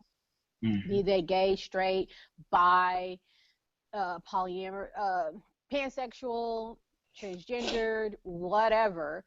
And they're like, the more we start talking to each other and how we feel about things, you're like, oh, this is how I feel about this. Like, I've always been this type of person who said, I like personalities over people. You need to be my friend before you try to get into my pants. And now there's a phrase for it, and they call it being demisexual, where you have to connect with the mind before you can connect with the body. And I'm like, I've been saying this since I was 15. I'm 35. What the hell? So we're talking more. We're discussing things, and more families are not being necessarily created. We're just breaking it down, how we really feel deep down inside. Yeah. So, and like I said, Anthony, thank you for the question, brother. That was actually like a really good thing to switch over to. I always wonder about not necessarily the idea of where we're going with sexuality in this country, because obviously the world moves at a different pace at certain parts. Um, but I always wonder about this notion of how do we treat anything that breaks from the norm. And when it comes to relationships, I think that we get into this space where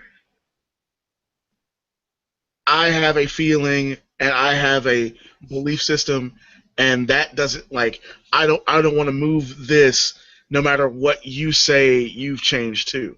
The reason why we're doing this alternative relationships episode is really kind of to talk about that in general, because each of us have our own relationship types that we're comfortable with. I'm not asking you to tell me all your relationship beliefs next. Don't worry about that. But what I'm saying is each of us have, okay, I'm okay with this. Okay, this is what I want to be, and these are my sexual desires. These are my romantic desires. These are my attractions. We each have those things. They're not all the same. There are some very clear differences between the four of us here. But all four of us are open to the fact that other people have different attractions, different romantic and sexual attachments, and want different relationship types. And that's okay with us. We're able to talk about it. We don't judge people based on it, as long as it's not something that is like objectionably bad. Pedophilia, excuse me, for our British two listeners, pedophilia, uh, and and incest generally is a thing that we have a problem with here. So I I look at us, and the reason why I brought specifically Chris and Devin in this conversation with Brittany and I is because I knew for certain that I wouldn't have to deal with any, I won't say toxic, I think that goes too far, any outdated viewpoints on the nature of relationships, especially with such a serious topic going on. Um, and to a certain extent, our chatters have sort of been the same way about this evening.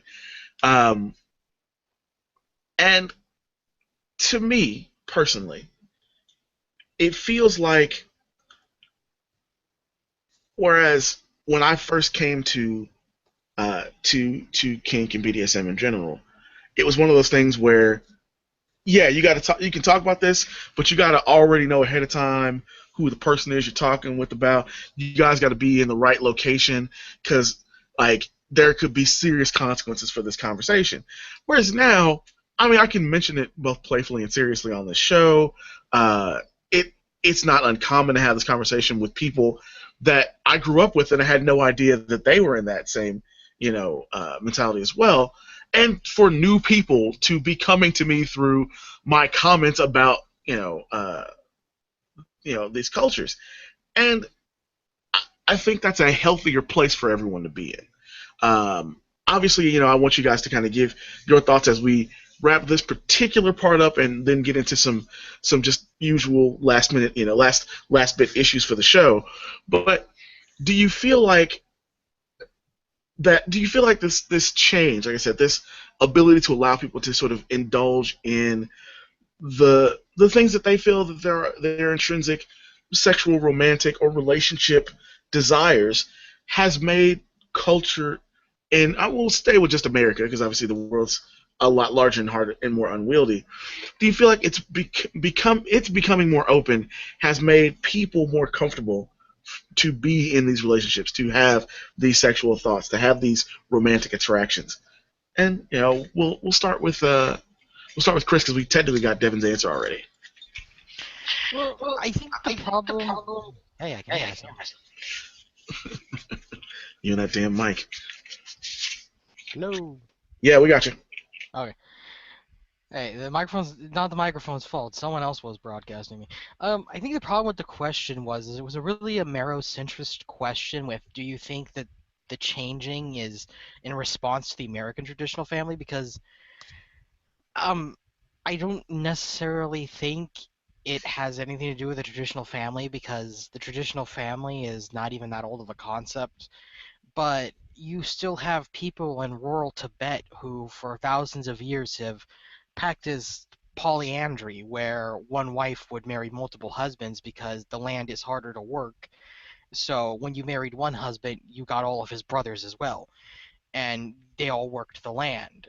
And then you have talking about transgenderism and stuff, you still have native tribes everywhere around the world that believe in a third gender and a fourth gender and all kinds of other stuff. That it's beliefs that have always existed. I mean, they're becoming more accepted by the crazy Puritans who settled America, yes, but I don't think it's a waxing and waning sort of, like it goes through periods of time where things are accepted by so many different cultures, and then something, a driving force, usually religion, represses everything, and then it comes back out again. Because if you go back to the Victorian times, you had the Marquis de Sade, who was writing some, pretty interesting stuff, and then you have all the other freaking stuff, and Lawrence of Arabia writing love poems to his homosexual Arab friend during World War One, and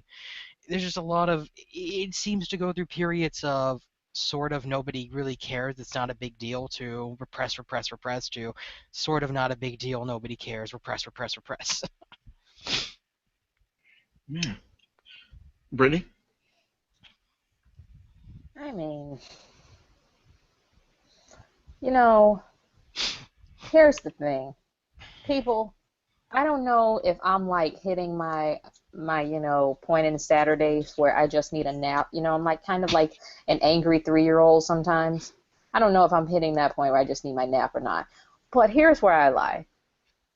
I think a lot of my previous comments can answer this question. I feel like everything is just, people are just so open now about relationships and about, sex and everything.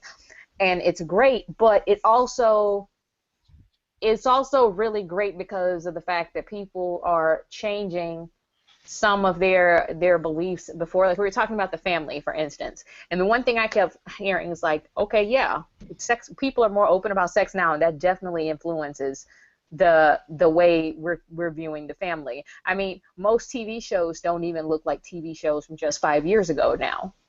Yeah. So we're expanding, and this is worldwide.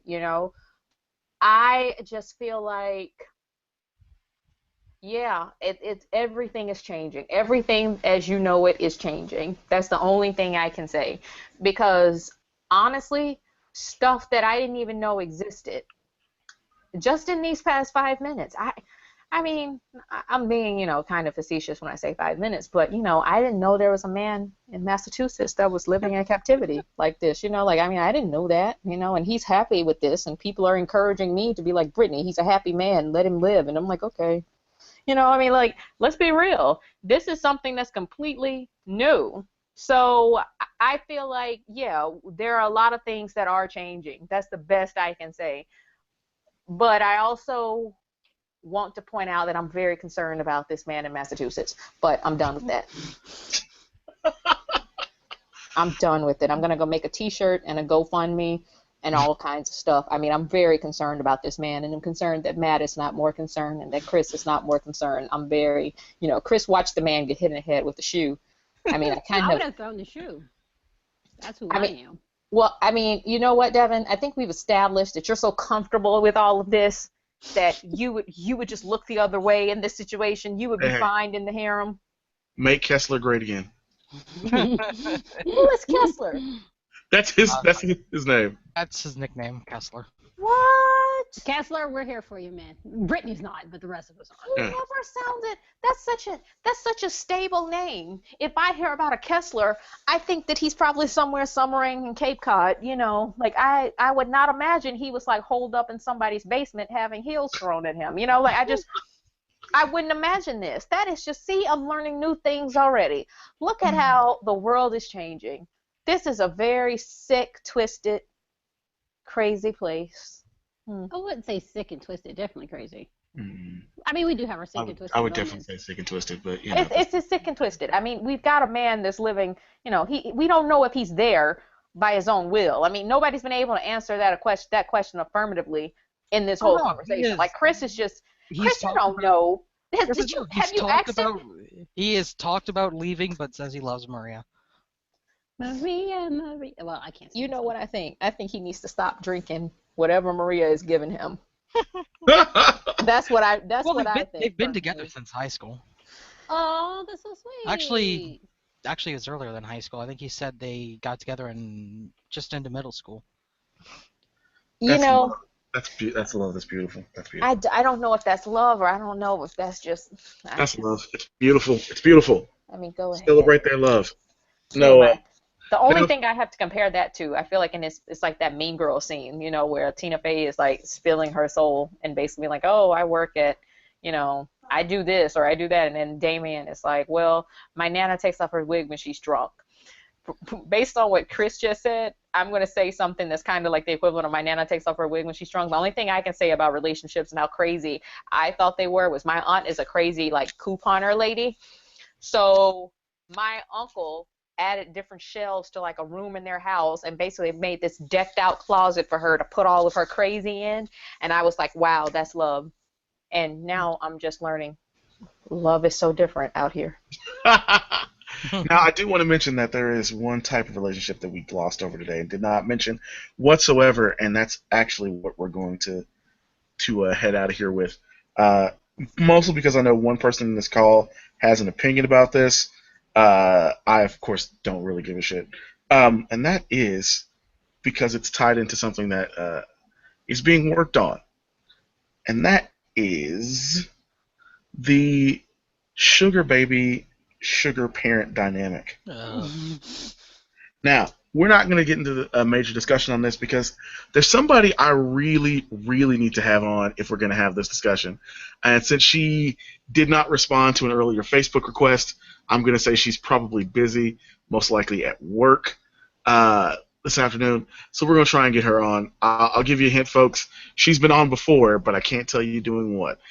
So we're going to save that discussion for another time. Shout out to her, though. She's awesome. Been a friend of the site for quite a long time. She's been riding with us. So we will try and get her on in the future to have that sugar baby, sugar parent discussion. Because I think it's an interesting thing to have somebody talk about from their personal perspective on it. But just kind of, I mean, obviously, you know, briefly, if you guys have any personal thoughts on that, you know, feel free to say them right now. But other than that, we are going to go ahead and get out of here. Did you guys have any sugar baby thoughts? Be a sugar baby. Be a sugar mama. Be a sugar daddy. Be sugar. Be sweet to each other. The world is so cruel. That's not what it means. That's not what Yeah. I know, but I Yeah. wanted to say that. I think that it's a good deal if, and I'm going to put this caveat, if, like I watched this Lisa Ling thing about it, and I was like, whoa, this is so fascinating. But so I guess I'm the one you're talking about that's interested, right? Like that's fascinated by it. I don't know, but I am. Huh? No, I wasn't talking about you actually. Oh, okay. I didn't know because I remember. Thanks for adding yourself again, though. Yeah, I mean, we talked about that. I mean, I'm just saying we talked about. Wait, what? What did you say? So thanks for outing yourself again, though, because I definitely wasn't talking about you. Well, I mean, we've talked about the whole like Lisa Ling episode and stuff that I watched. Like, if anybody wants to watch it, it's on Netflix. Like Lisa Ling, This Is Life, This Is Life with Lisa Ling, and it is I think it's called like Sugar Baby or something like that. But it is crazy. I loved it, and here's why. I think there's something to be said about people that get in platonic relationships and get paid for being in that platonic relationship. Like, I think that's an amazing, great thing. Like, I am so like fascinated, and I just can't say enough about it. Like, I just wish I could run into some old man that just wanted to pay me money to just have dinner with him. Like, that would solve all of my problems, you know.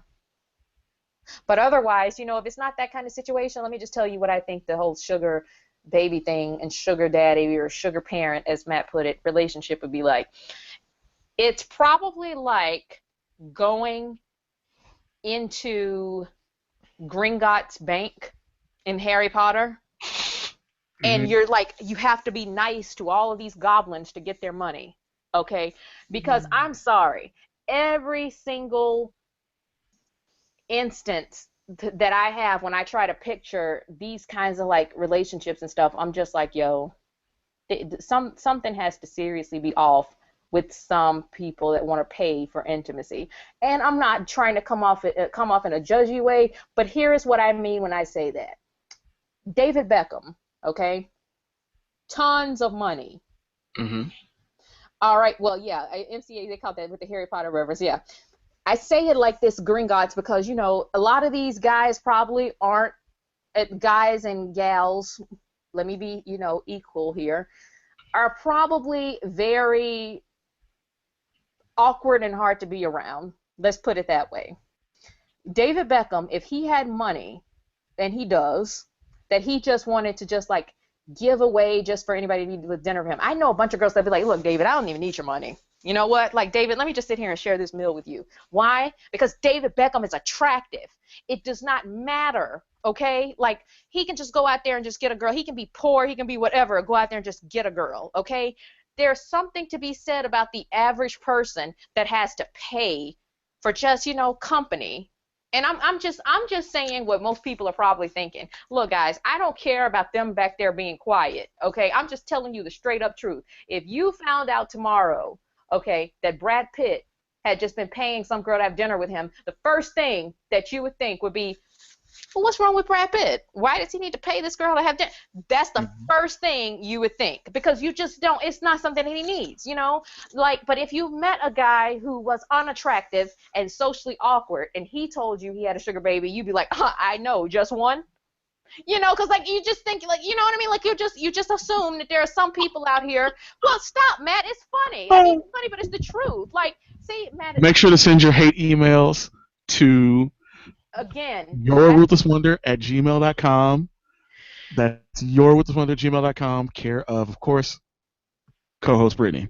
Shut up. You know what? Don't send anything about me, people, because I go to sleep fine, regardless of what you're thinking about me. I promise you, I sleep well. Okay? Look, here's the thing. No, don't send her. Don't send those problems. You know what? She's the only person I want to be in good graces with. Maria, I've moved on. You see, Chris is the one who's not your friend. Chris is the one who's not your friend, okay?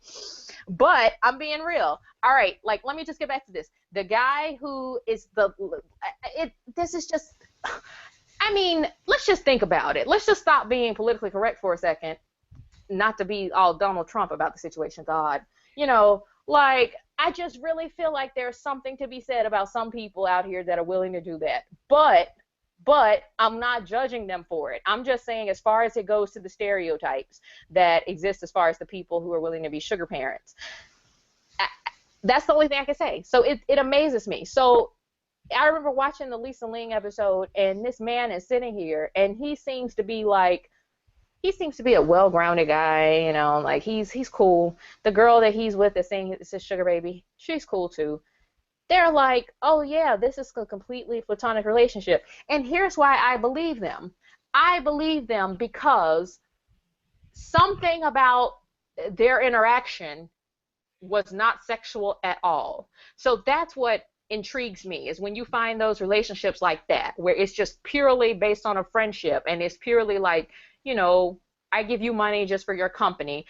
I don't think anything is wrong with that. I don't think anything is wrong with the sugar baby relationship, period, even if it's not just platonic.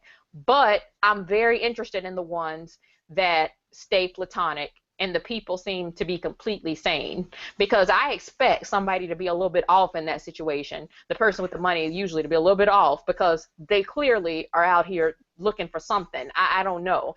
And I mean, you know, a lot of guys would write it off as, when you watch these kind of like documentaries and infomercials about it stuff. There was this one guy who was on, I think it was ABC interviewed him, and apparently he's worth like $10 million. And they were like, well, why do you, like, you know, you're a guy, you don't look like you have any trouble going out here to find women. What's your deal? Why are you on the sugar baby thing? He's like, because the girls are just so beautiful.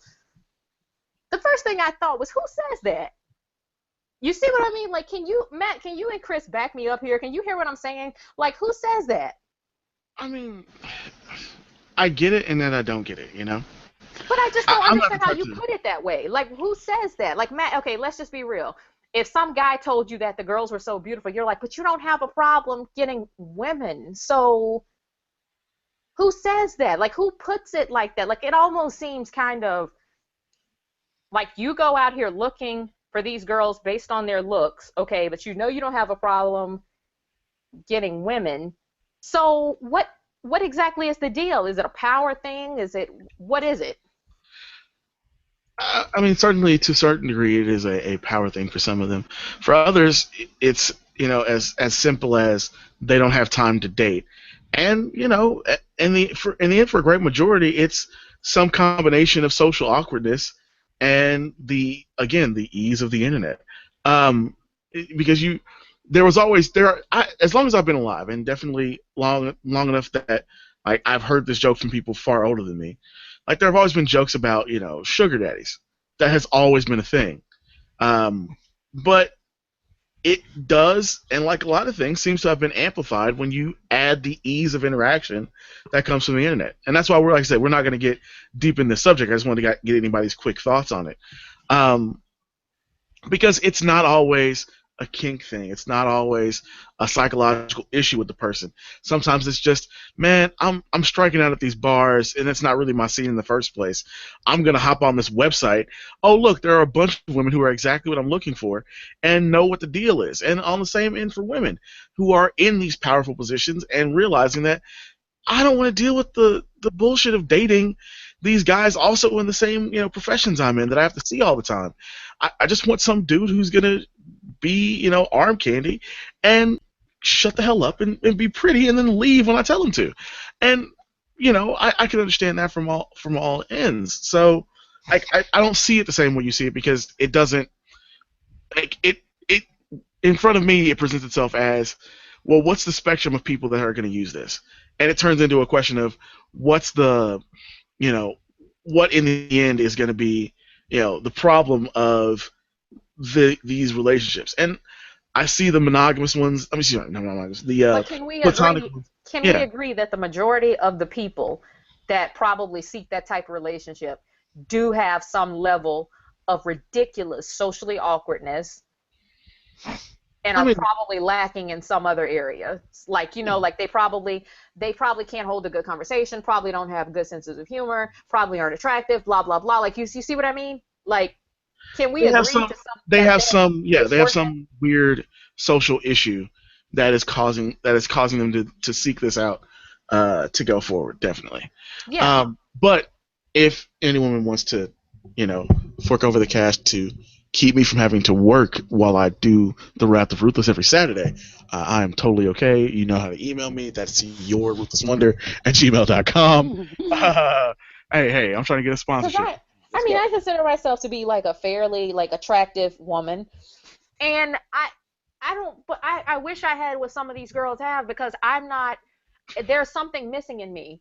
I'm not going to be around you if I'm totally bored by you. Like I'm not going to be around you. If you are so awkward, it pains me to be around you. I'm like, keep your money, man.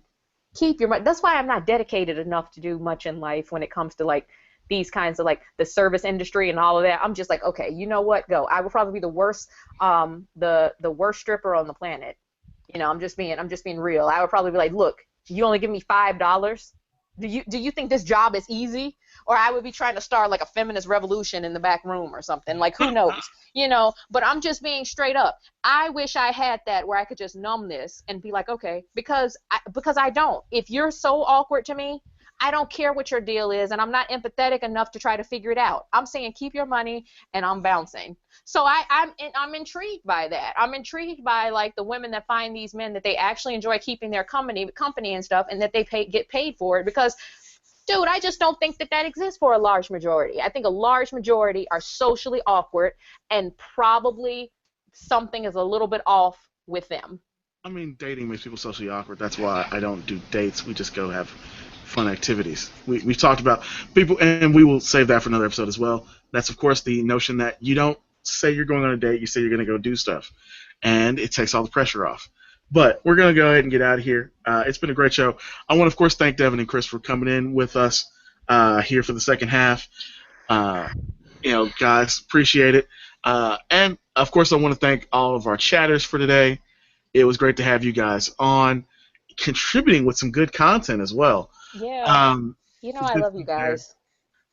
Glad to have, Brittany back. This has been your first Ruthless on Relationships episode, and what a wild one it was there.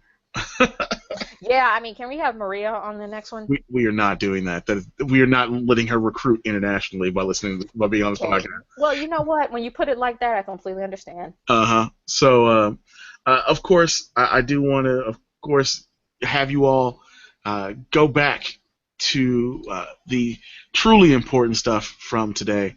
That is, of course, my brother's GoFundMe. Please go support. If you cannot contribute, uh, Signal Boost. We want to make sure that the message got out to everyone. That's GoFundMe.com/Thor's Warriors.